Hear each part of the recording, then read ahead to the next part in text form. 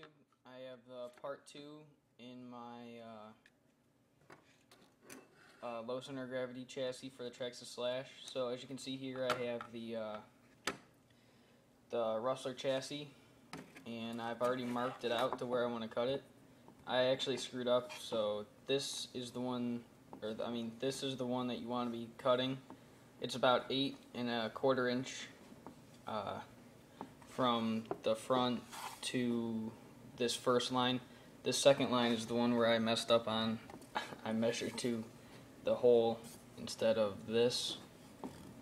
So what you're going to need is, you're going to need the Rustler chassis, obviously. You're going to want to measure it out to whatever length you want. Then you want to get a ruler and trace the line. I prefer getting this, I think it's called a square, where you put it right up to the thing so it makes it completely straight. And you're also going to need a Dremel with a tool with a tip like this. So I'm going to get to cutting this, and I'll get back to you guys when I'm done cutting it. So see you then. Alright YouTube, so as you can see, I have cut the chassis in half with the Dremel. I actually had to use this, the piece that makes the Dremel maneuverable. Like, instead of just having this solid piece, you can actually move it around and do whatever you want with it. It's also thinner, so it can get into easier places. So the next thing you're going to want to do is you're going to want to get some aluminum angle, not quite this thick, and you're going to want to measure it out. I'll give you guys the dimensions once I figure them out. So you're going to want to measure them out and drill some holes and either rivet them in there, or you're going to want to bolt them in. So once I get smaller angle and figure out the dimensions, I'll tell you guys, and I'll finish this video. Alright, so this is the aluminum angle I'm going to use. It's 1/8 inch thick. It's aluminum, and what you're going to want to do is you're going to want to measure out, because the chassis itself has to be 15 1/4 inches long. So you're going to want to measure it out, and then you're going to get your angle and measure out however long you want this to go from back here to up here. So I measured 6 3/4 inches long. I'm going to mark that right there and cut it, so that way I have this long piece. So I'm going to make it go from right to the tip of this post all the way back. I'm going to Dremel out a little spot right here, go all the way back here. So see when I'm done with that. As you can see, I have cut this aluminum angle to the right size I want, and now you're going to want to lay it on the car, and I'm going to just put it right up to this post here, and I'm going to Dremel out this spot right here so that way it fits around this little mount for the ESC. It's going to go all the way back to this right here, and then what I forgot to mention in the other part is, to cut this, I used a hacksaw, and to deburr the edges, I just used a hand file like this. So once I get this all Dremeled out, I'll get back to you guys.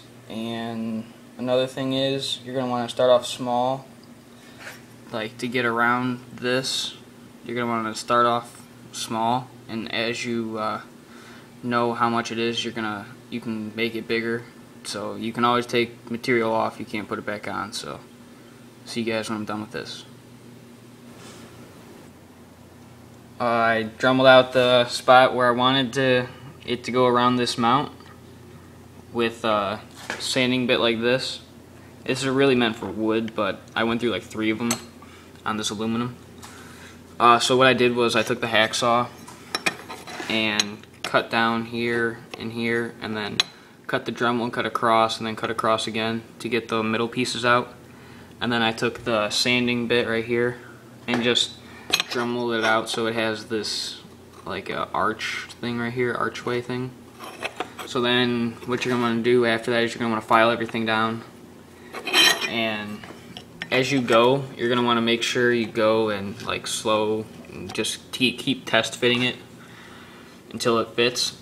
So what I'm going to do is I'm going to do the other side, and I'll get back to you guys when I'm done with that, because it's really the same thing. So when I get this other side done, I'll get back to you guys. So as you can see, I've finished this side of the aluminum angle piece. So what you're going to want to do now is you're going to want to take these off, and you're going to want to flip the car over. You're going to want to cut a piece of this. It's called, like, I would say U-channel or something. It's 1/4 inch. It doesn't matter how long it is, but what you're going to want to do is you're going to want to place it on top of these, and you're going to want to mark it out as I have done here, and you're going to cut it right there, because these are the pieces that are going to go on the bottom of the chassis. This fits just perfect, that it's even with the bottom of the chassis tray, and where it starts to go up, like right here, how there's a lip. How there's a lip right there. This is just big enough that it goes, it fits right on that. So I'll cut those to size and I'll get back to you guys. Alright, so as you can see, I have cut the U-channel to the length I needed. And so what you're going to want to do is you're going to want to take the U-channel and place it wherever you need to, where it's going to line up with the angle on the front side. You're going to want to take that, and you're going to want to super glue, like a strip of super glue. I'm going to put it along the bottom of the chassis, so that way this stays secure. You're going to do that on both sides. You're going to want to C-clamp it or clamp it down with some kind of vice grips or whatever you have. And you're going to want to let that sit for a while. Then when that hardens, you're going to want to super glue it to the rear part of the chassis. And then once that's all complete, I'll get back to you guys. Alright, as you can see, I've super glued this. So what you're going to do next is flip it over and super glue these two in on each side. So when I do that, I'll get back to you guys. Alright, so as you can see, I've super glued these on, and next thing to do is drill some holes and put some screws through them. So once I do that, I'll get back to you guys. Alright, so as you can see, I put the screws in, and so that's pretty much the assembly of the LCG chassis, and that concludes part 2. So stay tuned. Part 3 will be added shortly. So see you guys in the next video.